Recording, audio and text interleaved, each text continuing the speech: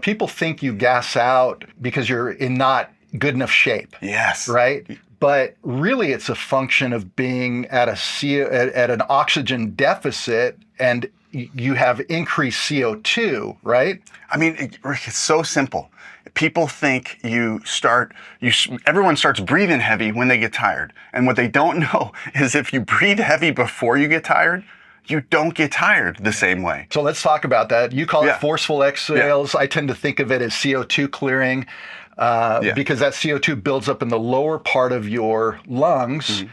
And if you're just breathing shallow, right, you're never clearing that CO2, which means you have a limited volume of oxygen that you're getting. And we've felt that before when somebody, you're on top of somebody else, luckily you're in the wind, and they start gasping for air.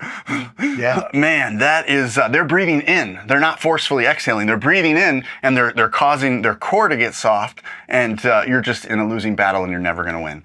And it is about CO2. So Hickson talks about how when your CO2 builds up, that's when you get that loss of mental acuity. You feel like you're a step behind, and you start conceding. Man, you're right. Right. I get tired. I'm playing guard. I'm doing good. The guy's not passing my guard. 3 minutes in, he passes my guard because I'm starting to concede things because I'm just too tired to keep that pace. Man, that's it. So you can't get to that point. You can recover if that happens. There's ways to recover, but you're going uphill when you could have just stayed medium, and kept your heart rate lower than theirs. And then now, man, you still have time to attack if they happen to get to a peak heart rate.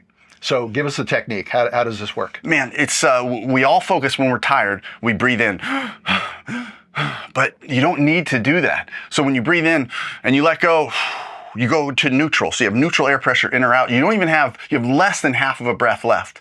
But if you were only to focus on forcefully exhaling, particularly with pursed lips and creating this denser air pressure inside, then you can dump air quickly, you can dump that CO2 quickly, and you don't get that loss of mental acuity. And you're not inhaling, it just happens naturally. That's the crazy thing. You're not inhaling. When you exhale below the neutral zone, then you create a vacuum.